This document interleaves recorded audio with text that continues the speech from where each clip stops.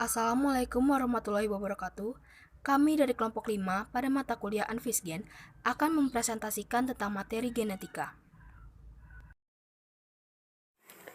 Genetika adalah cabang biologi yang bersangkut paut dengan pewarisan sifat atau hereditas dan variasi atau ilmu yang mempelajari pewarisan sifat dari induk kepada keturunannya yang mengikuti pola-pola tertentu.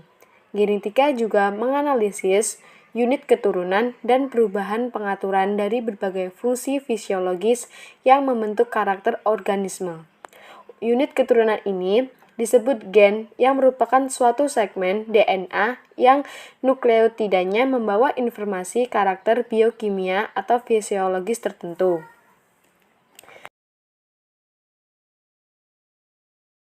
Nama kromosom pertama kali diberikan oleh Waldeyer 1888 berasal dari kata chroma artinya warna dan soma artinya tubuh. Jadi, kromosom dapat diartikan sebagai badan yang mudah menyerap zat warna. Bahan yang menyusun kromosom yaitu kromatin, sehingga sering disebut dengan benang kromatin. Kromosom merupakan badan berbentuk batang atau bengkok, mulai tampak pada saat sel akan membelah dan selama proses pembelahan. Kromosom tampak jelas pada fase pembelahan metafase, karena kromosom berjajar di bidang ekuator. Ukuran kromosom dalam sebuah sel tidak pernah sama. Pada dasarnya, kromosom semua organisme mempunyai dua tipe, yaitu autosom dan kromosom kelamin. Seks kromosom sama dengan gonosom. Autosom merupakan kromosom yang tidak mempunyai hubungan dengan penentuan jenis kelamin, sedangkan kromosom kelamin atau seks kromosom merupakan sepasang kromosom yang menentukan jenis kelamin.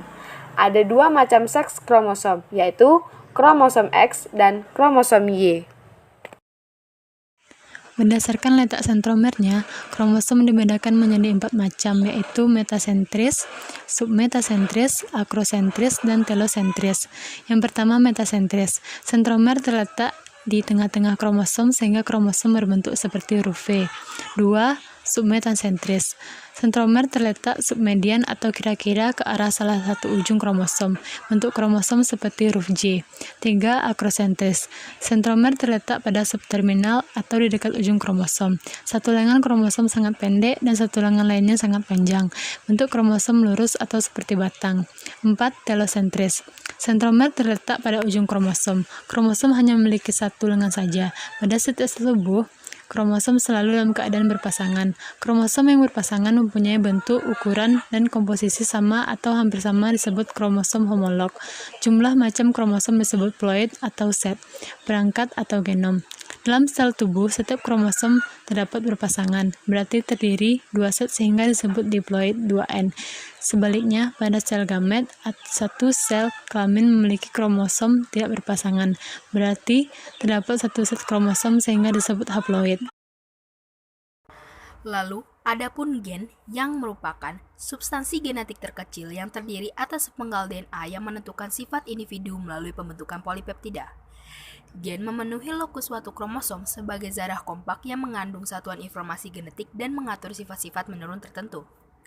Setiap gen pada organisme mengendalikan produksi suatu enzim khusus. Enzim-enzim itu akan melakukan semua kegiatan metabolisme sehingga mengakibatkan perkembangan suatu struktur dan fisiologi yang khas, yaitu fenotipe organisme tersebut. Lalu ada hukum Mendel, yaitu hukum pewarisan sifat pada organisme. Terdapat dua bagian, yaitu segregasi dan asortasi, dengan dua persilangan monohibrida dan dihibrida. Berikut adalah contohnya. Contoh persilangan monohibrid.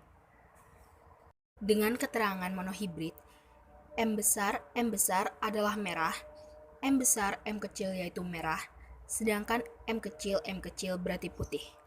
Rasio fenotipe F2 sama dengan 3:1, yaitu merah banding putih. Rasio genotipe F2 sama dengan 1:2:1 atau M besar banding M besar M kecil banding M kecil. Fenotipe merupakan karakteristik dan contoh tersebut. Contoh persilangan dihibrid. Keterangan dihibrid. Bulat kuning sama dengan 9, bulat hijau sama dengan 3, kisut kuning sama dengan 3, kisut hijau sama dengan 1. Tabel persilangan dihibrid di mana hasil bulat kuning ditunjukkan pada pasangan huruf yang bold, sedangkan bulat hijau adalah pasangan huruf miring, dan pasangan huruf yang bergaris bawah adalah kisut kuning. Satu pasangan lagi yaitu kisut hijau dengan hasil satu fenotipe.